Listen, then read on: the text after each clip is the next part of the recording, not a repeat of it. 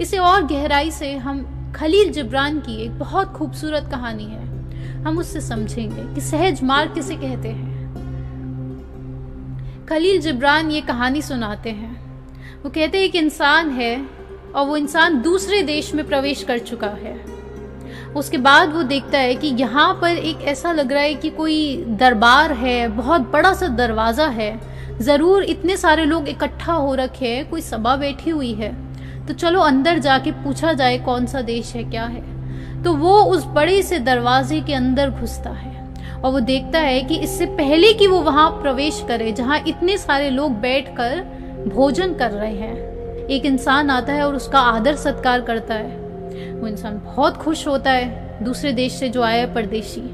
वो कहता है कि ये तो बहुत ही अच्छे देश में मैं प्रवेश कर चुका हूँ, यहाँ पे तो मेरा आदर सत्कार हो रहा है।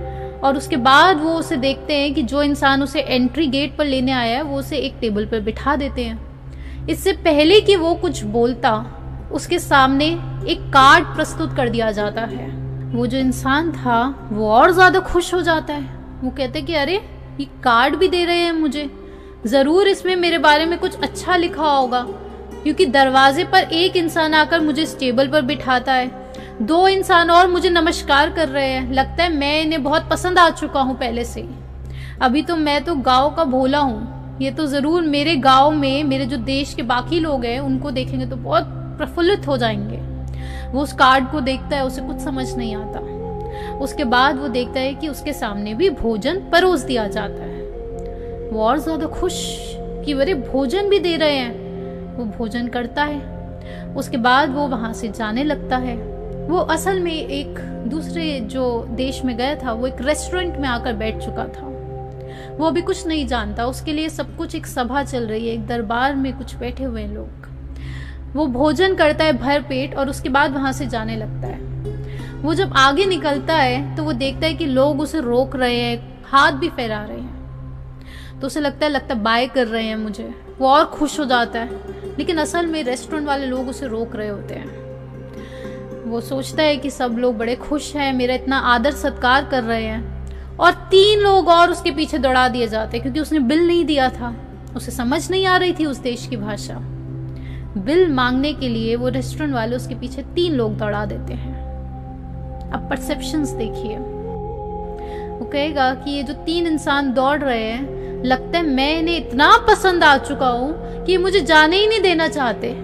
तो कहते क्या हुआ, क्या बात है। उसे कुछ समझ नहीं आ रहा, भाषा भी नहीं समझ आ रही थी। वो लोग उसे पकड़ते हैं और एक गाड़ी में बैठा देते हैं। वो सोचता है कि लगता है ये अपना पूरे देश मुझे अभी खुद ही से भ्रमण कराने लेके जाएंगे, मैं इन्हें बहुत पसंद आ चुका हूँ क्योंकि।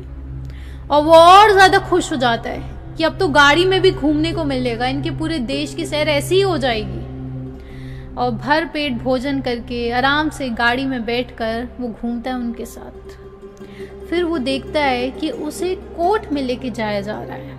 उसे लगता है कि जब वो अंदर घुसता है कोर्ट के, कि यहाँ पे तो बड़ा सा एक जज साहब बैठे हुए हैं, उसे लगता है जरूर यही राजा होंगे। अभी उसे ना ही कोर्ट का पता है, ना ही उसे जज साहब का पता है।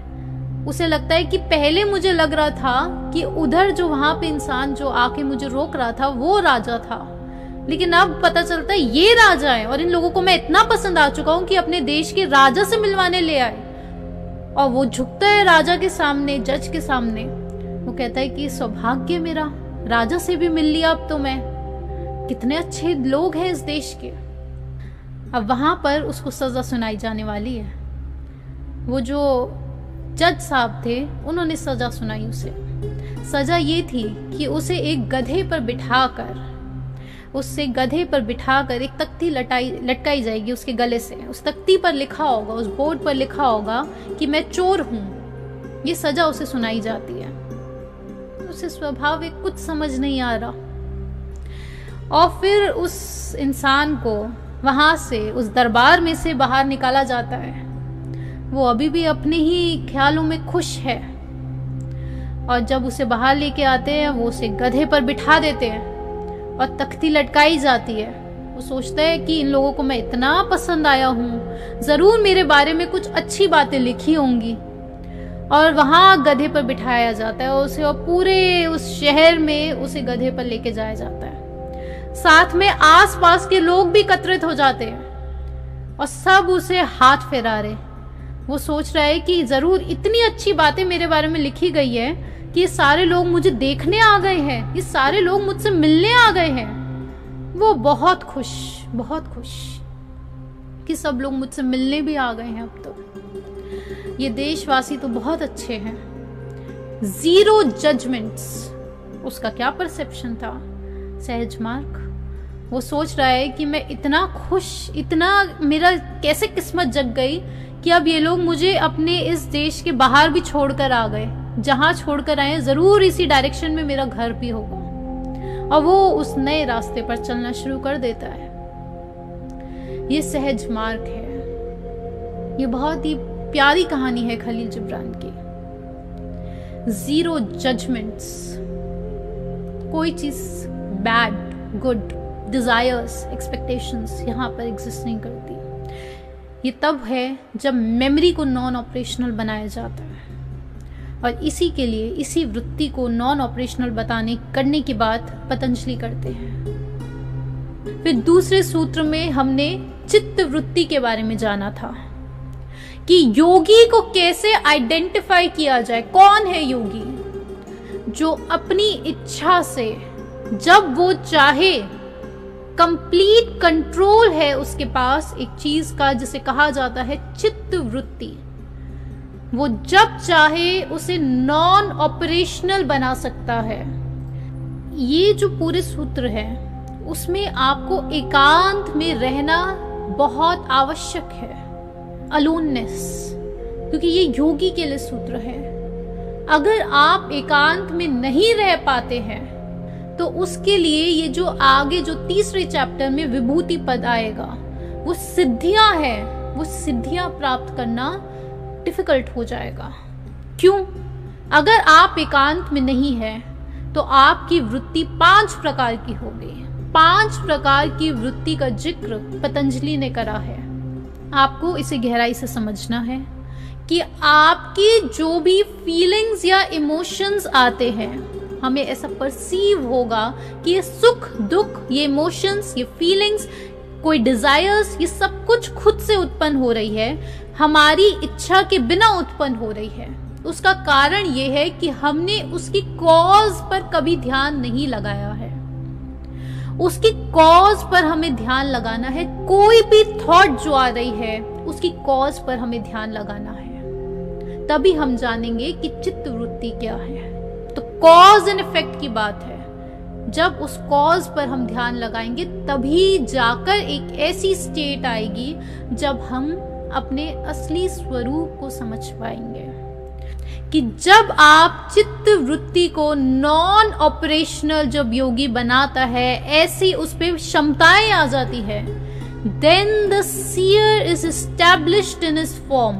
यानी कि आपको ऑब्जर्वर बनना है जब ये चित्त वृत्ति उसकी नॉन ऑपरेशनल हो जाएगी। उससे पहले किन स्टेट्स पर इंसान एग्जिस्ट कर रहा है? या तो इंसान जो 5 प्रकार की वृत्ति, वो 6 जो सूत्र है उसमें बताते हैं कि या तो इंसान मेमोरी के बेसिस पर रहेगा, या फिर कल्पना, या फिर परसीव कर रहा होगा कुछ, चाहे वो राइट परसेप्शंस है चाहे वो रॉन्ग परसेप्शंस है। वृत्ति क्या है? राइट परसीव कर रहा होगा या फिर रॉन्ग परसीव कर रहा होगा, या फिर कुछ इमेजिन कर रहा होगा, या फिर मेमोरी पर पास्ट का कुछ सोच रहा होगा, मेमोरी पर खेल रहा होगा। हम कोई एक्टिविटी कर रहे हैं तो हमारी मेमोरी जो है वो ओवरटेक करती है और उसी के बेसिस पर जजमेंट्स लिए जाते हैं। यहाँ पे कुछ नए शब्द हैं, हर एक वाक्य में एक नया शब्द आपको समझ में आएगा, इसलिए बहुत ध्यानपूर्वक आपको समझना है। पहले हम जानते हैं मुनियों की, यानी कि जो साधक है, जो योगी है, उनकी वृत्ति कैसी होती है कि वो हर ऑब्जेक्ट, हर बाहरी ऑब्जेक्ट पर द्रव्य के प्रति वो हमेशा उदासीन रहते हैं। क्या बोला मैंने? पर द्रव्य के प्रति जो योगी है वो उदासीन रहते हैं। उनका जीरो इंटरेस्ट होता है किसी भी बाहर की ऑब्जेक्ट में। बाहर ऑब्जेक्ट यहाँ पे सिर्फ ऑब्जेक्ट्स नहीं, पर्सन्स, ये सब कुछ इंक्लूडेड है।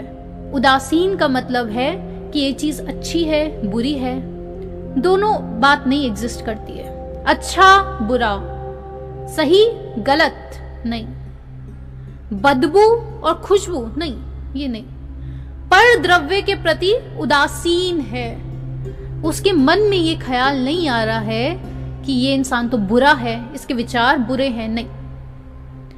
यहां पर राइट रॉन्ग कुछ एग्जिस्ट नहीं कर रहा है। वो उदासीन स्थिति पर होते हैं साधक, मुनि, योगी। पतंजलि ऐसी वृत्ति की बात कर रहे हैं कि अब ये तो हुई मुनि की वृत्ति, और आम इंसान की वृत्ति कैसी होती है। अभी जब तक हम साधना नहीं कर रहे हैं तो आम इंसान की वृत्ति 5 प्रकार से कही गई है। वो 5 प्रकार हमने जाने। पहला है, या तो आप कुछ परसीव कर रहे होते हैं, विचार कर रहे होते हैं, उसमें कुछ राइट परसेप्शंस हम डेवलप कर लेते हैं, कुछ रॉन्ग परसेप्शंस हम डेवलप कर लेते हैं। या फिर हम किसी चीज को समझने की तरफ जाते हैं तो हम मेमोरी का इस्तेमाल करते हैं। हम कोई इंसान को देखते हैं तो हम जजमेंट्स करते हैं, उन जजमेंट्स के बेसिस पर हमारे एक्शंस होंगे। तो यहाँ पे मेमोरी, इसे भी नॉन ऑपरेशनल करना है। उसके बाद इमेजिनेशंस, यानी कि जो चीज रियलिटी में एग्जिस्ट नहीं कर रही है, सिर्फ और सिर्फ आपके ख्याल में है, राइट रॉन्ग नहीं, सिर्फ इमेजिनेशन शब्द है। और वो इमेजिनेशन को भी कब करना है, क्योंकि वहां से भी मेमोरीज डेवलप होंगी। उसके बाद निद्रा की बात की जाती है। 5वां जो प्रकार है, जो बिना हमारी इच्छा के हमारी चित्त वृत्ति निद्रा की तरफ जाती है। हमें लगता है हमारी इच्छा नहीं है, लेकिन फिर भी नींद कब आ जाती है वो हमें तब पता चलता है जब नींद आ चुकी होती है। जब सुबह उठते तब हमें रियलाइजेशन होता है कि अरे नींद आई थी। तो इस सेल्फ रियलाइजेशन के प्रति पतंजलि हमें बता रहे हैं कि आपको इनको समझना है और इन्हें हमें नॉन ऑपरेशनल करना है। जजमेंट्स जहां पर एग्जिस्ट नहीं करते हैं, उस सहज मार्ग के लिए पतंजलि कह रहे हैं। वो क्या है सहज मार्ग, किसे कहते हैं? वो सहज मार्ग अक्सर, पहले हम एकदम क्लैरिटी से समझ लें, जब हम सहज मार्ग कह रहे हैं वो अक्सर लोग तब लगा देते हैं जब पुरुषार्थ का समय होता है, कि आप कोई एक्शन करने वाले हैं, कोई सही बात करने वाले हैं, गलत बात करने वाले, कोई एक्शन करने वाले, उस समय सहज मार्ग की बात नहीं हो रही, तब आपको विचार करना है। लेकिन जब कोई निष्कर्ष निकल चुके होते हैं उसके बाद हमें सहज होना है। जब जजमेंट्स नहीं लिए जाएंगे तो इंसान सहज हो जाएगा। यहाँ पे